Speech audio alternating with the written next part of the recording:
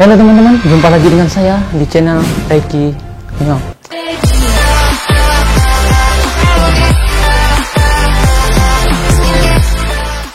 Oke teman-teman, konbanwa.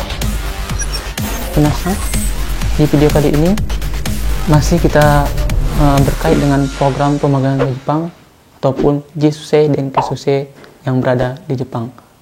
Oke teman-teman, di video kali ini saya akan menjelaskan kepada teman-teman yang baik itu yang udah tahu maupun belum, mungkin teman-teman juga banyak yang belum mengetahuinya, tentang penyebab para Kensuse itu banyak kabur di perusahaan penerima di Jepang. Itu apa sih penyebabnya?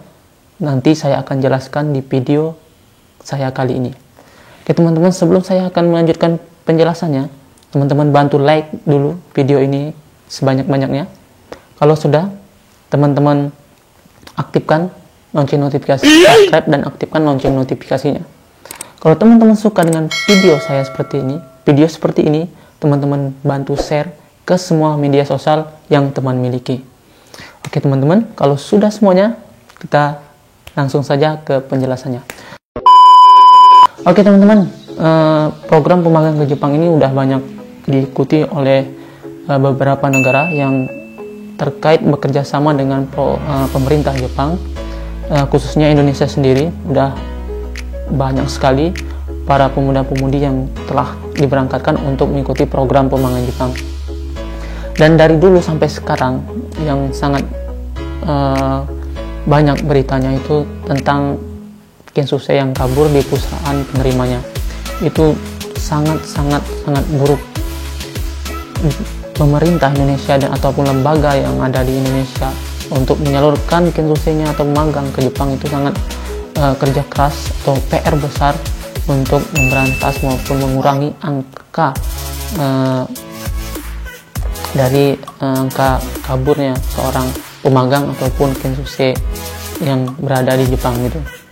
Ini penyebabnya banyak dan saya akan menjelaskan sebagiannya ataupun garis besarnya kenapa para Kensuse atau Jisuse itu banyak kabur dari perusahaan penerimanya.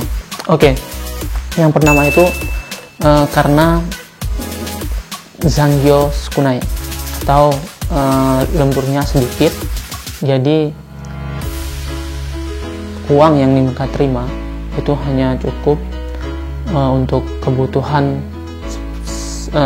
per bulannya, kebutuhan hidupnya seperti membayar gas, sewa rumah dan segala macamnya gitu, untuk makannya gitu.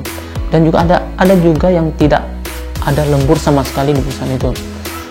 Makanya mereka mungkin kekurangan atau pas-pasan untuk mereka hidup di negara Jepang, ataupun cuma sedikit menabungnya gitu, ataupun kebutuhan yang mereka inginkan itu tidak tersampaikan atau tidak dapat mereka capai gitu teman-teman. Bagi saya sih maupun berapapun gaji kita, asal kita bersyukur itu udah lebih dari cukup gitu.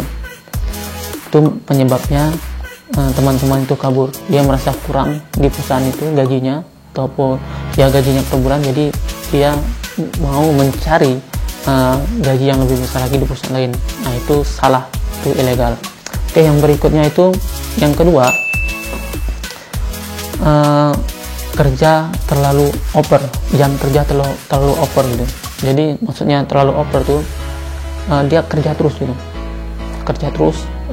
liburnya sedikit tapi kerja terus gitu, banyak kerjanya gitu. Libur aja susah, mau libur aja susah gitu, mau minta cuti aja susah gitu teman-teman. Makanya teman-teman itu mungkin capek ataupun kurang piknik lah, kurang istirahat, jadi terbebani oleh pekerjaan yang sangat padat dan berat gitu. Jadi kurang piknik, kurang untuk menikmati liburan yang seperti teman-teman lainnya gitu. Makanya mereka kurang nyaman, tertekan, itulah penyebab mereka kabur dari perusahaan itu. Yang ketiga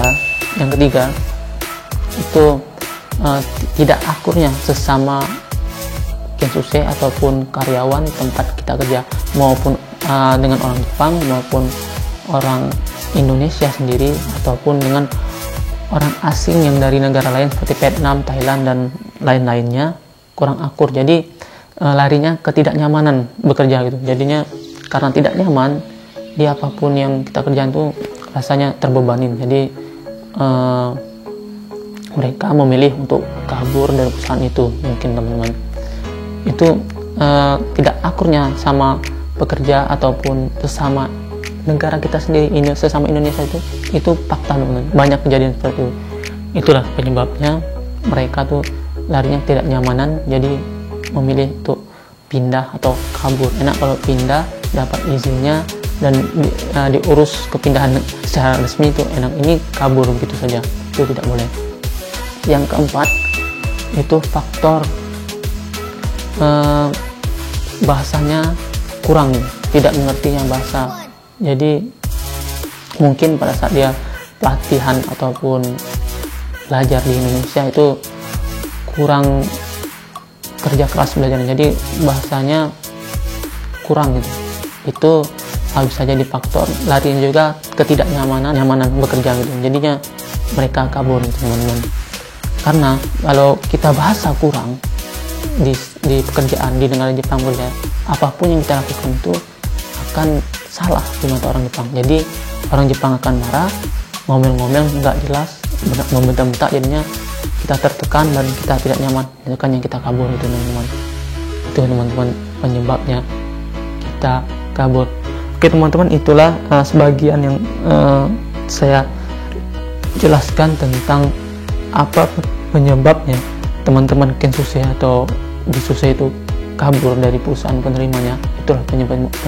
Tapi yang paling banyak yaitu di poin nomor 1, karena zanggyonya sedikit dan mendapat gaji per bulannya nanti sedikit. Itu penyebab utama yang banyak para Kensuse di Indonesia itu kabur gitu.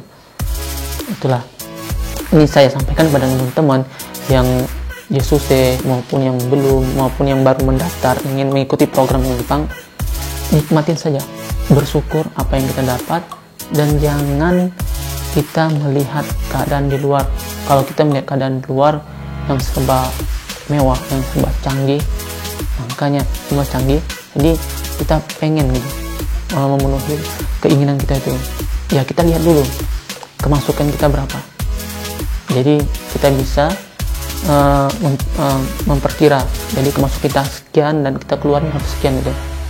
Ini tidak besar pengeluaran daripada kemasukan itu, makanya teman-teman merasa kurang terus, dan bersyukur, intinya bersyukur teman-teman.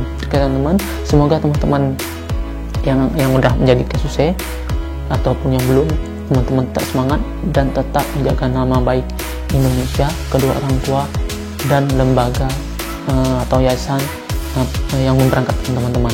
Oke teman-teman, semangat terus untuk kita semua dan jangan lupa berdoa. Oke, semangat. Oke, sampai jumpa di video saya berikutnya. Jangan lupa di like, share, komen, dan subscribe. Bye bye.